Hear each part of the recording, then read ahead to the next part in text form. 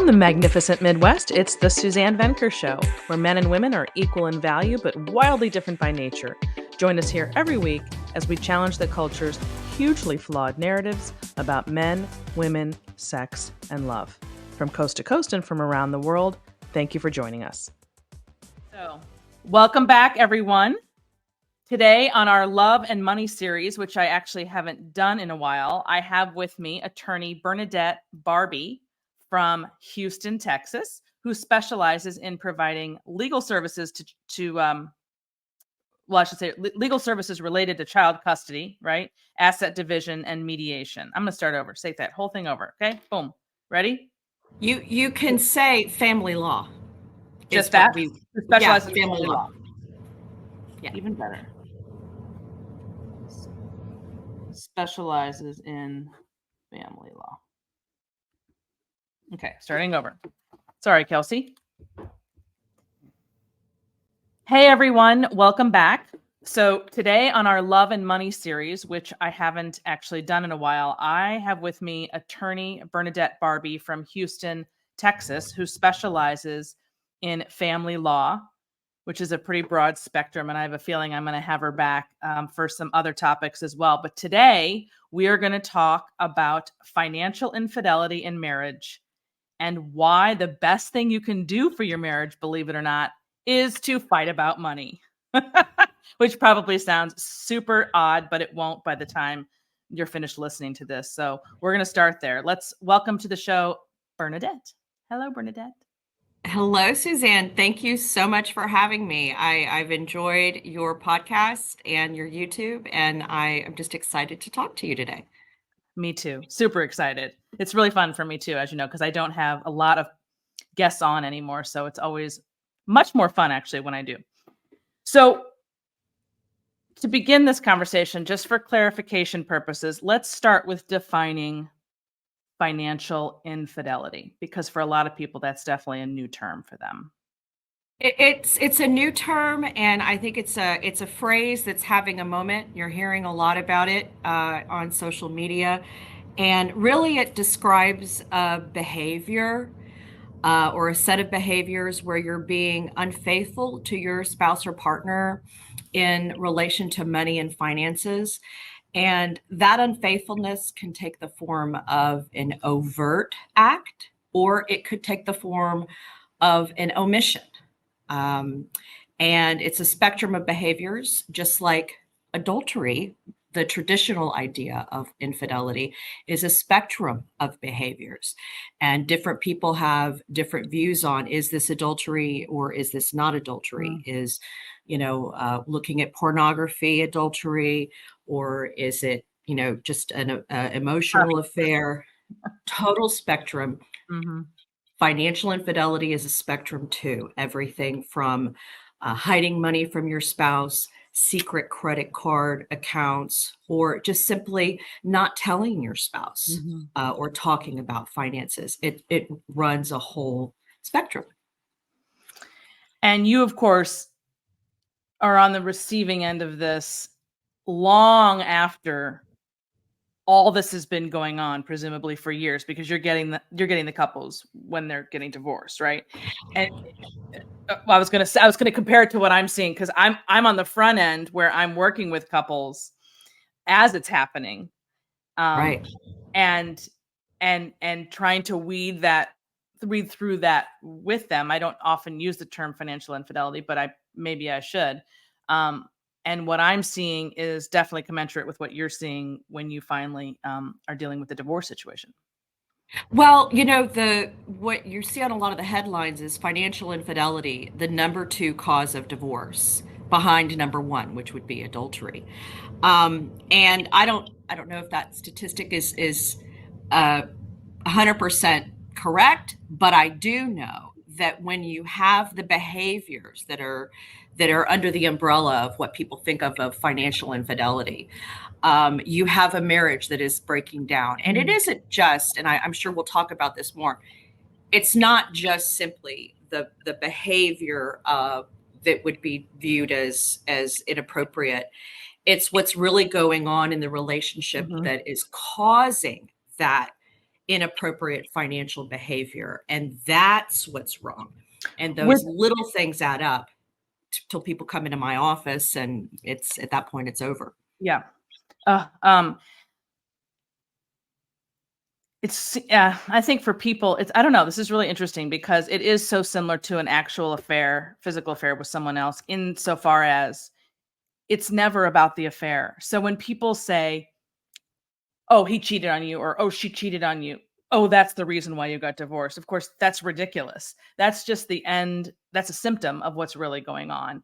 So you're just taking care of the symptom and not the problem if you're just looking at the math or if you're just looking at the affair, right? That's it. Yes, that's it. That's exactly right. Because really, what you have is two spouses who just aren't connected. They're not in alignment. They're not in alignment in what their values are, what their priorities are.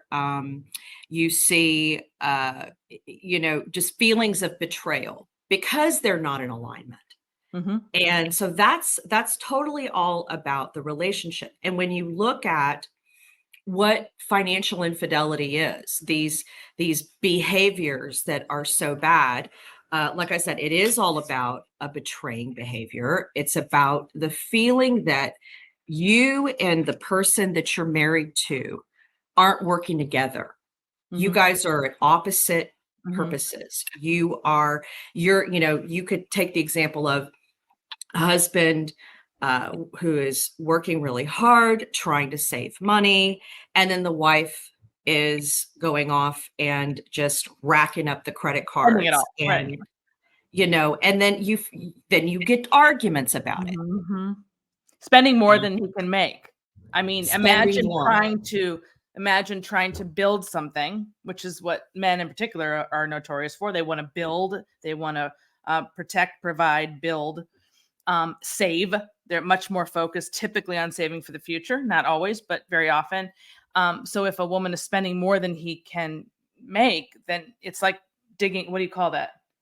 You're digging a hole as you're going along. There's an analogy I was thinking of. Like there's a Well, hole in something. You can't really build it because it's a absolutely. hole. You can never, well, they can never, what I hear from clients is I could never get ahead. Yeah, We could yeah, never get ahead. yeah. And there would be attempts to have a conversation about it. Yep. I tried to talk about it, and she just spent money as quick as I earned it, and Mhm. there's never anything left. You'll find this interesting, but when I started coaching, it's been like maybe 5 years or so. I thought I was going to be so focused on the marriage and the relationship, which I am, which I do. But of course, I wasn't thinking at the time how much I'd be talking about money. When I first started, it just wasn't on my radar because I was thinking mostly about these relationship dynamics, the masculine, feminine, and that's how it kind of all started. But over time, of course, 80% of the people who reach out to me are struggling financially, although they're not, as we're saying, really struggling financially. It's just the symptom. But it's as you say, 100% all of them are lacking a shared vision and strategy for how to get there. And so that's where we start. You have to have that shared vision. Where are we going?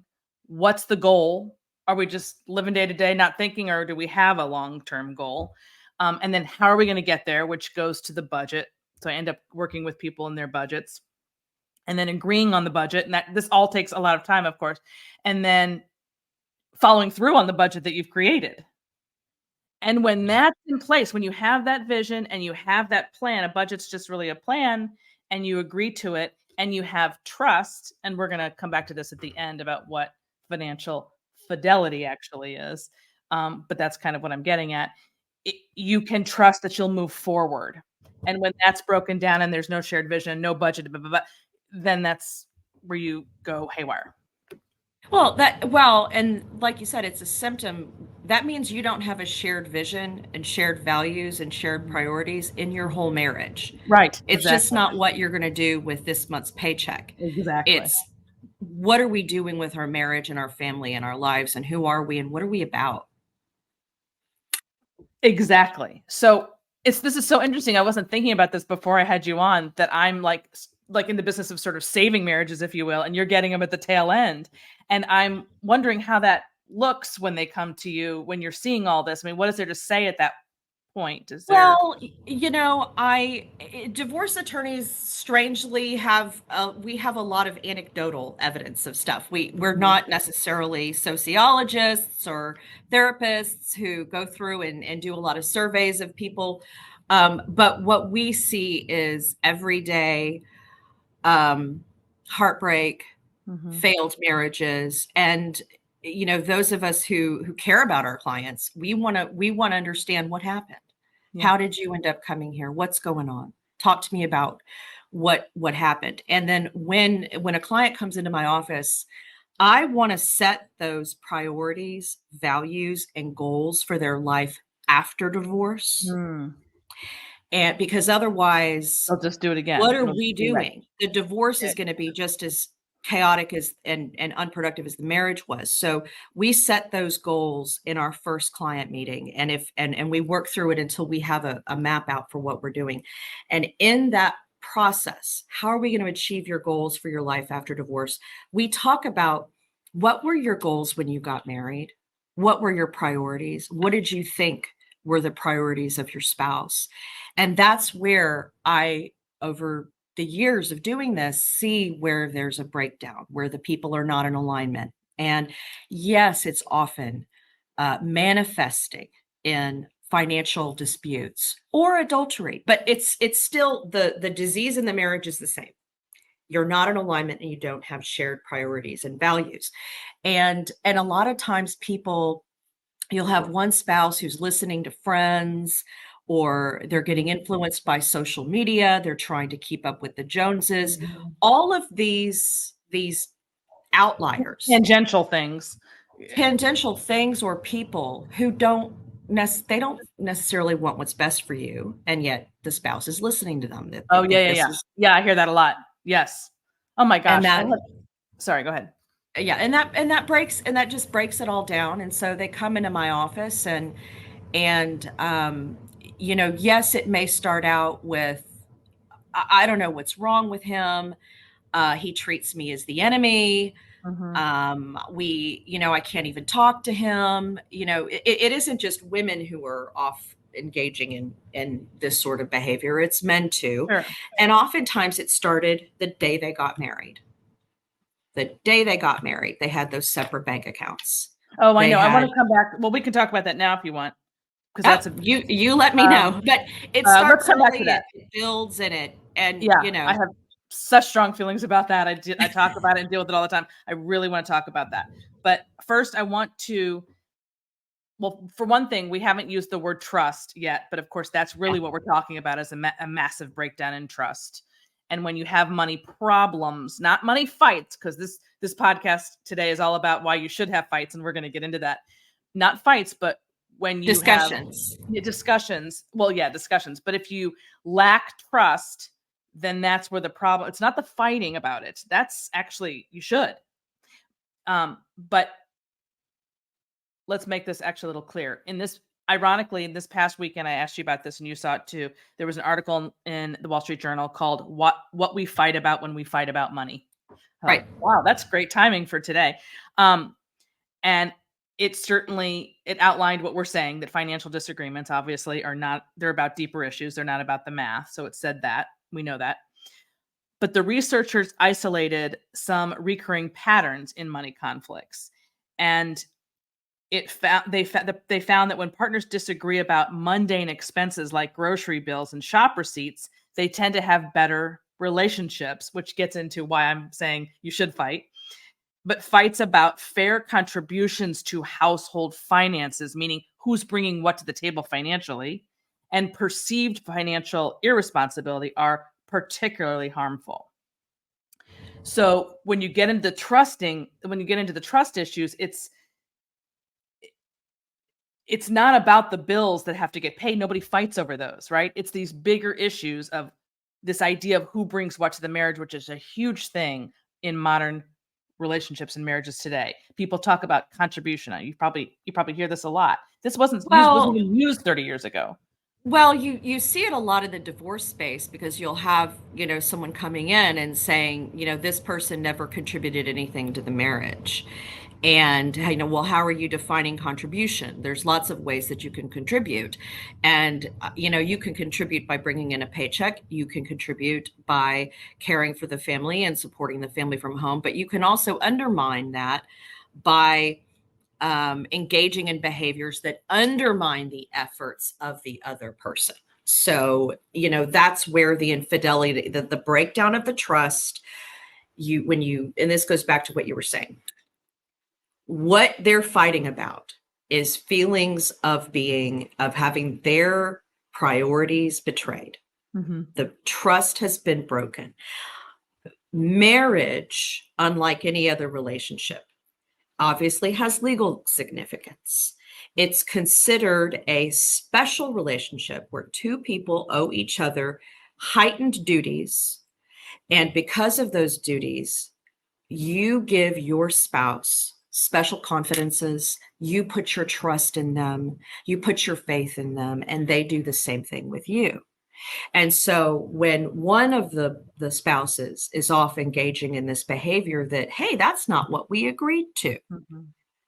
We agreed that we were going to we were working together towards this common goal, and you've gone off and completely spent all the money, or you were hiding all this money. I didn't know this, whatever it is. Wow. That's that feeling of betrayal. Mm-hmm. That's where the anger comes in. I put my faith in you. I Mm-hmm. trusted you. I thought you were on my side. And then that's what's really going on. That's what they're really fighting about. Can we talk about some of the behaviors, the bigger ones and the smaller ones? So I think people, because a lot of married people or people in relationships, although really I'm talking, for the purpose of this, I'm really talking about marriage, because I'm not a fan of combining finances if you're not married. So for me neither. In my mind, we're talking about marriage.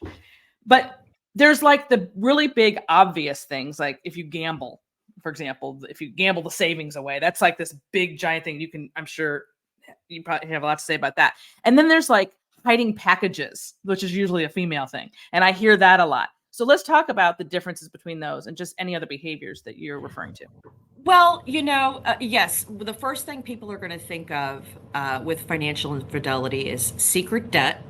So secret credit cards, at least a funny thing I've observed, this is just anecdotal, but I frequently observe women will have lots of store credit cards. Yeah. Like for the different stores, whereas the men will have the visas and, and different things. So secret cards that your spouse doesn't know about, secret debt, you're hiding the packages. Of course, gambling, gaming. There's, a lot of guys are spending money on gaming, which I have no point of reference for because I don't game, but they could be spending $2,000 a month on gaming, and their wife doesn't even know about it.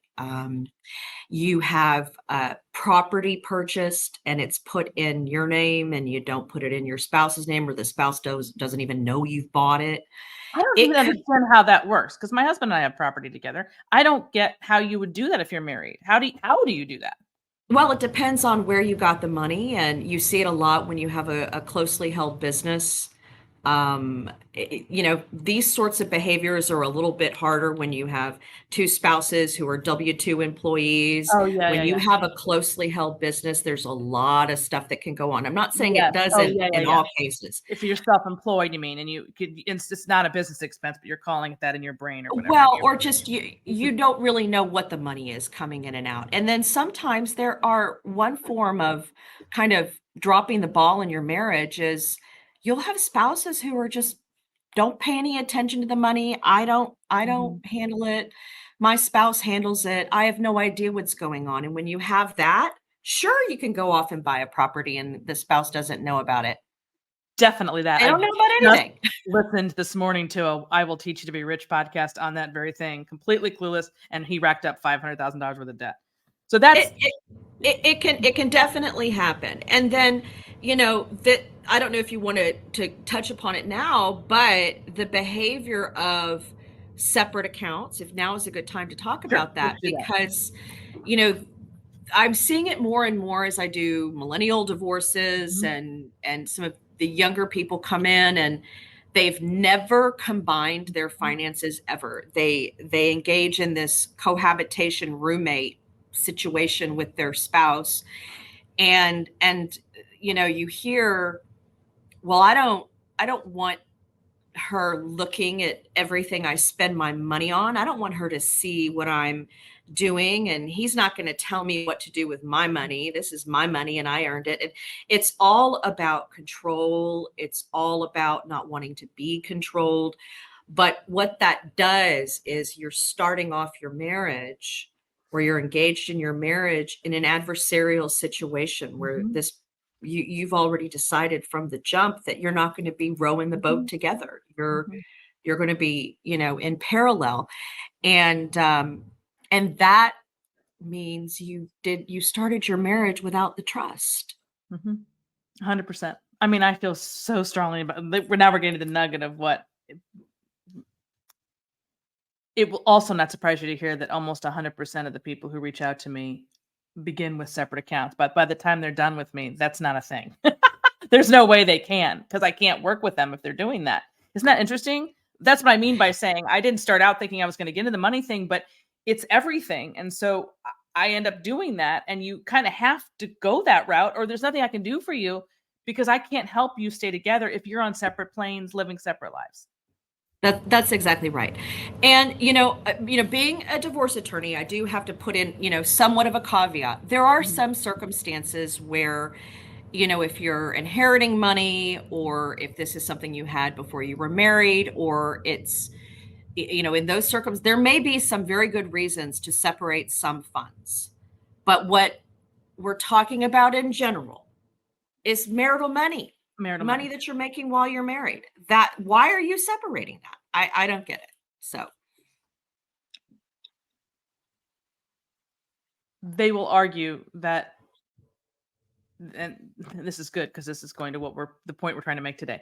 They will argue that they have fewer conflicts, i.e. fights, if they keep their money separate, which is no doubt true. Because if you're just paying attention to yours and I'm just and we're not even sure, but they're avoiding the very thing they need to have a marriage, because in order to work through your relationship stuff and all that comes with that, you have to fight about money. You have to come together regularly and talk about your life. And how do you talk about life without talking about the money? I mean, the money is, think about all the decisions in a given day or week or month or year that you make that are money related to your, going back to values, goals, where you're going, all that. If you're not talking about it, you're literally not married. You just have a roommate, because you're never addressing anything that needs to be addressed. And then you'll float for a while, and then something big is going to happen. And then you're going to have to address the money. And then all the stuff that you haven't talked about comes out in horrible ways, which is what causes breakdown. Well, that's definitely the case. And most people, they're not making, so much money that they don't ever need to talk about it. Most people are middle income people, and you need to, you need to budget, you need to save, you need to have stuff for a rainy day, you need to contribute both incomes, or you need to be a good steward of what the family does have.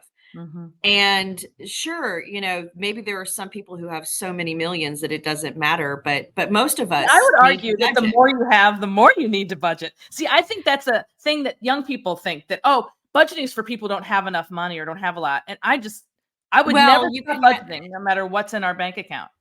Well, you can look at the Johnny Depp situation, where you have a man making tens of millions of dollars, and he's still living paycheck to paycheck. Exactly. It's just a much bigger budget. Bernadette, he did not have a budget.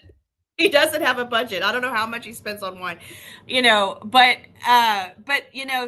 the idea is, you're absolutely right. I mean, everybody does need to budget, but either that's because you can't put food on the table, or you're worried about that electric bill or a medical bill and you don't have a rainy day fund, or it's because you are a high net worth person and you guys have some exciting goals that you want to meet together. Exactly. And that may be, buying another property, or investing in a business, or building a business. Whatever it is, it's a lot better to work together than to work in parallel. So So much that better. would be I my mean, message. it's almost you're talking about two different kinds of relationships, which is what the point was, and I think this Wall Street Journal article was trying to point out, that there are really two different marriages. The ones that succeed are working together with a shared vision and a plan to get there. I'm using the word budget. You can take it loosely. Just a plan, a spending plan that is working toward that shared vision, and then you agree to it and then you carry it out. And if you have stumbles along the way, which obviously you will, we all do 1,000 times, you address it. Oh my gosh, this is going to happen this month and it's going to go off the plan because of ABC. Let's talk about it and decide together. And I know this is for some people pie in the sky thinking, like who actually can work that well with your partner. But it's interesting because I find that really it's about their wanting to avoid hard things, hard conversations, and conflict. So much of this is about conflict avoidance, don't you think? Well, it's about conflict avoidance, and it's also when you're in a relationship with a person who is childish. I mean, sometimes it's very hard to, and people don't want to hear this, but sometimes their behavior is childish. They don't want to have adult conversations. They don't want to make grown-up choices about how they behave. They can't take criticism. They can't, if their spouse says, look, we really need to cut back on our spending at, Target every month or whatever it is. And I don't want to talk about it. This is what we need. This is what, I deserve this, blah, blah, blah. At the heart of it is sometimes conflict avoidance because the person that you are wanting to yeah, engage with for sure. isn't mature enough to do that. This is something I never hear anybody talk about openly, so I'm going to because it's what I see and deal with in the coaching arena. And that is that husbands have a really hard time saying no to their wives. They want to say yes. And they want to be able to provide in such a way that they can say yes. I think this is where it gets really tricky with the finances, because on the one hand, if the wife is more of a spender, or let's say she's not the primary earner, he needs her to sort of fall in step with the plan and stay on it and trust that she will, so that they can reach their goals. When she's undermining them, obviously that's going to hurt the marriage. But simultaneously, he is often to blame, and I don't want to get into a big blame thing either way, but for saying yes when he should say no. And this is tricky because it's so taboo to want to say no to a woman or no to your wife. But the reality is, if you expect him to be able to curtail his desire for, gaming or cars or whatever it is you want him to cut back on, you too have to cut back. And if you ask for things knowing you can't afford them, he's going to very likely want to find a way to give them to you. So I hear a lot about men who know they can't afford it, but they'll say yes anyway, because they don't know how to say, honey, we can't afford that. And it may be because of what you're saying, that she's not able to hear that and she's going to erupt, and he doesn't want to deal with that conflict. No question about it. That's really the underpinning of the relationship, though. It's not about the money. It's about how are you as a man going to hold your ground, deal with the conflict, and learn how to say no. And as a woman, be able to hear that. And then reversed, how are, like that. This is just one example I'm giving. There are other ways that this happens, but I'm honing in on this desire that men have to say yes instead of no, because I think that's a really big deal that nobody really talks about. I don't know if you have a chance to see that by the time they come to you, but Well, but when they come to me, they're certainly telling me what happened. yeah. And sometimes sometimes they just need somebody to talk to and say this is what happened. And quite frequently in the dynamic you're talking about, it's the woman who files for the divorce. Mhm. And so these men who don't want to say no to their wives, or who, are somewhat conflict avoidant, they're easygoing, laid back guys. They try not to make a big deal out of everything. there actually has been something that has been bothering them for a very long time. And it is the fact that their spouse was just so financially irresponsible for years and years. And it's almost become normalized in our society that women are financially irresponsible. It's almost become a trope, Yeah. a Yeah. joke, Yeah. girl math. Yeah. That, that's almost a profanity to me. Girl math Girl is, there's math. TikToks about it now. Um, And tell everybody and what that is exactly, because I sort of know, but let's get real it, clear on what girl math is. well, according to the latest TikToks, it's just irrational justification of silly spending. If you're not in an adult marriage and you're not in a relationship, and if you don't have children, then you don't need to engage in girl math to explain your expenditures to anybody. It's between you and your There you go. There you go. you and your Yeah. bank account. Yeah. But yes. So when people come into my office, and they'll say, look, this person that just we never could get ahead, and it bothered me, and I just didn't matter what I told them. And interestingly enough, this is not an exclusively male female thing. I'm noticing with younger generations, and that now I'm doing the millennial divorces. I've got a Gen Z divorce right now. And you're seeing the man child who was doing the same thing, just running up cards, spending the money, and it was the woman who was the financially responsible one. So it isn't always stereotypically, one gender or the other, but it's the same behavior. It's the same behavior, very likely different motivation. In other words, what's causing them to do that is gender-based, in my opinion. Not that it's matters, because the end result is the same. But anyway, we don't have to go down that road. Okay, so going back to the red flags and some of the behaviors that you were talking about. So we talked about separate accounts, and we talked about you have girl math here. We actually talked about that too. The saver and spending, never getting ahead. The I deserve this one. Oh, sorry, I cut you off. A lot of the times you do have this idea, especially in society today, of entitlement, what you deserve. I deserve this new truck. I work hard. I make this money. I deserve this new truck. I hate that word. And really,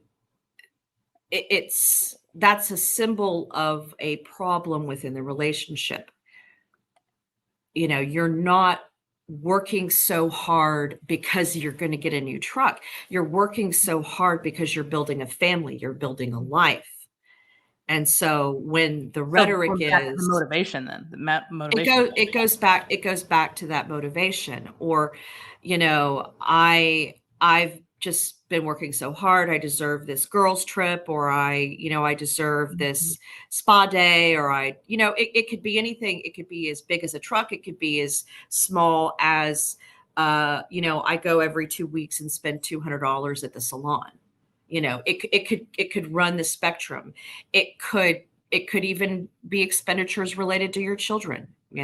Oh, it's for the kids, therefore we don't talk about it. I can spend unlimited amounts of money if I say it's for the kids. And so I'm going to circle this back to, it seems to me, and it's been my experience, both personally and working with people, that this is all resolvable with those two things we already talked about, the shared vision and the plan to get there. If you have a budget, again, if you don't like the word budget, spending plan, whatever, if you have a plan that's agreed upon, everything we're talking about falls away. It just doesn't even happen because there's a plan and you stick with the plan. There's a plan, and there's a relationship that you prioritize over other relationships in your life. And so this family is a priority over these friends who want me to go on a Vegas trip. Yeah, that's this is the priority. This is my loyalty. This person's trusting me, and I'm going to live up to the trust that they put into me. That's a super important point. That's actually the whole enchilada when you think about it, which goes back to what we were talking about earlier. I think before we got on here is what marriage is.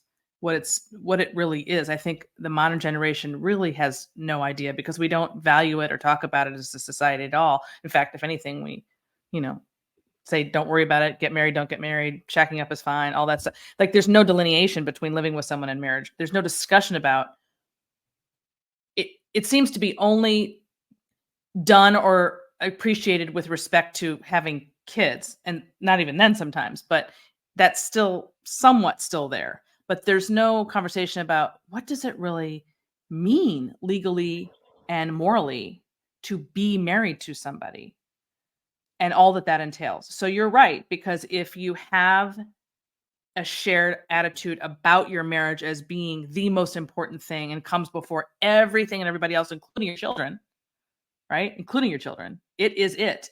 And you're like a fortress from the world. Then all those things can get in the middle of that relationship. So you're right. It's not just about having the spending plan that I keep harping on, but also the mindset you have about marriage itself or your specific marriage. Well, the budget is a lot easier to follow if you're on board with the goal. Yeah. So, everything is about compromises, trade-offs. There's not unlimited money, there's not unlimited time, and you have to prioritize it with what's important to you. And when you don't, that's when people end up in my office. And we set new priorities and new goals for what your life is going to look like after. Oh. I mean, you could almost make, and I don't know why we don't talk about this, but like if you don't have that attitude going in, just don't get married. I mean, you cannot get married and be successfully married if you are walking in like an independent agent who's just going to share space with this person, but keep your own money and keep your own life. Well, just a ticking time bomb. It's, if you form a partnership with someone and you have it's like forming a business and you have no business plan and you don't know. Yeah, right. That's good. Yeah. I'm going to be in business with this person and but I don't know what product we're going to make and I don't know what we're doing, but boy, we're going to be successful. I mean, it doesn't work anywhere. And it certainly doesn't work in a marriage where you have that level of obligation and trust. And then, obviously, yes, people do get married and they want to start families. And how do you do what's best for your kids when the two of you are running parallel lives? You can't. Somebody will pay the price somewhere.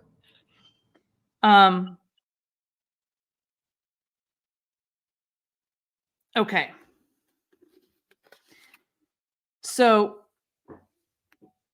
you asked a question. What does a divorce caused by financial infidelity look like? Well, like any divorce, whether it's adultery or financial infidelity or whatever, it's a breakdown of the relationship and the trust. But there are particular consequences in a divorce where there has been financial infidelity. And so a lot of the times the consequences are the marital estate has been depleted in some way, or it never built up in the first place. And you have less to divide. You have less resources available to each party when you're going off and you're trying to form a life after divorce. You're not going to have any money or a nest egg to start it with because it's all gone. And so that means that you're going to be working more. Your children are going to feel that when, maybe mom was at home while they were married and now you're getting divorced and she's going to work full time. And so the kids feel that. You go from having one household that the incomes are paying for to having two households that the incomes are paying for. And if you haven't built up any assets or savings or anything, when you get divorced, you're starting off with nothing except maybe a big legal bill to start it off with. Very expensive to get divorced. Extremely. I was looking the other day, and I think the average cost of a wedding is maybe $25,000 in the United States. And that I would say that's probably a little low for what the cost of a divorce is. But certainly divorces Yeah. aren't less than that unless it's a, a do-it-yourselfer. But another consequence that I see with divorces, when you have a wife who was the person who was engaged in um, financial infidelity in the form of financial irresponsibility, Mhm. they tend to feel the consequences of divorce greater than their husbands. They don't become financially responsible the day after the divorce decree is No. filed, Right. is signed.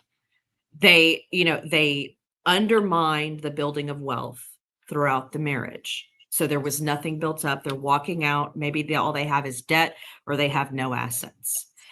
And at least in Texas, we don't have alimony. They have these ideas about what their life is going to look like, and it's just not what it's going to look like when you're divorced. And that behavior that Mm. obliterated the marriage is what is going to leave you in a very bad position Mhm. post divorce. And your children will feel the consequences of that. And the continued irresponsibility and that behavior. It tends to go on after divorce. And men, interestingly, when they are in those types of marriages after the divorce, I've had them say to me, "Oh my God, I can finally start saving money now. Mhm. I'm going to be getting ahead, even with paying child support. I'm going to be fine after divorce because this albatross that Mhm. was just blowing through the money is no Mhm. longer a part of my household." Similarly, if you have a woman who was the financially responsible one, she's going to be fine. It's the It's person the engaged in yeah, financial infidelity is the one who's going to just implode after the divorce. makes sense. Um, So so another thing too, you'd ask sort of about what does the divorce look like as well. Their consequences post divorce also impact the children just from a standpoint of not having the resources available to give them the same life that they had before, mhm, for sure. because they were all depleted. That's what happened with my husband, but when he was young, I mean. Um, you said a lot of time with both adultery and financial infidelity, the betrayals begin before the couple even walks down the aisle. What did you mean by Yeah. that? Well, I think it has to do with not telling your fiance about all your debt.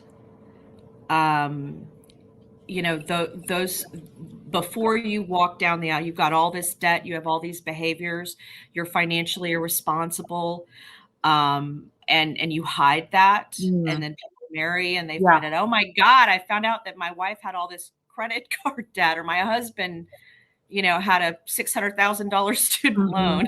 Well, that's why I want to talk about student loan debt, because this is par for the course, right? For millennial and Gen Z marriage, or where am I? Gen Z. Um, it- like most people have it, and so they think. I think by law, correct me if I'm wrong, it's technically if you get divorced, only the person who accrued that debt, if this was prior to marriage, it's still on them and not marital property. I don't know if that's right. Well, this is going to vary state by state. So I'm a Texas attorney, Okay. and so everything that all my perspectives are through that lens. And there's all sorts of exceptions to everything. But generally speaking, if the debt is in your name and you came into the marriage with it, you're going to come out of the marriage with it. But a lot of people, what I see is the spouses get angry because, well, we paid off all her or his student loan debt during the marriage, and I want credit for that. And we were paying off that separate property debt with our community money, and there's an exception, at least in Texas, that nope, you don't get that money back. Hmm. But student loans are just like anything else. They're, you have a lot of young people who have incurred so much debt, and you just have to start your marriage from a place of honesty and say, look, that I got myself into trouble. I've got $100,000 worth of debt, and we need to make a plan for how we're going to work together to get rid of this debt, maybe before we have kids, or let's get that debt a little bit more manageable, and let's work on savings. Let's prioritize putting our financial house in order and maybe making some sacrifices early on Mhm. so that we can Yep. have less strife financially Yep. when the children come. Yep. Um, so when you're starting down the aisle and you think that's his debt, that's not my debt, and that's her problem, and that's not my, well, that you're starting your marriage off wrong Yeah. because you Perfect example. And that's extremely common today. I think very for much you. so.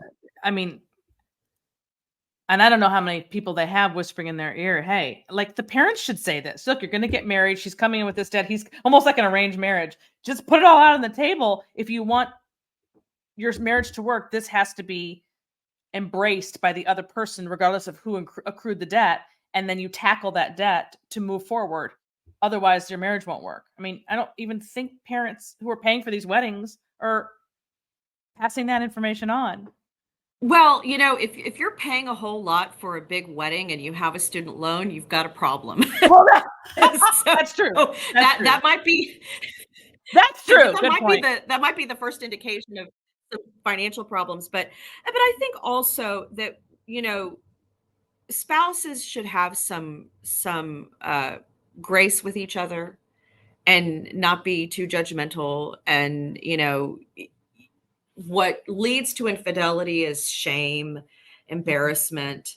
I'm hiding this because I think they won't love me if they knew. Well, once again, it goes back to, well, there's a problem in the relationship. This is supposed to be your person. So tell them, look, I'm really embarrassed. I love you. I don't want you to stop loving me, but I have a debt that I didn't want to tell you about. And I want to work to paying it off. Will you support me in doing that? And sometimes it's just emotional support that does it. But it's the hiding Mhm. and not being there for each other that is the problem. Um, let's close by talking about what financial fidelity is, even though we've alluded to it quite a bit. What is it? What does it look like? So people who are listening to this and saying, I'm done with this. I want this to be smooth sailing from here on out. I want you to explain what it looks like. And then I want to circle that back to the fighting because I don't think we've expressed enough about the fighting that's good. But go ahead.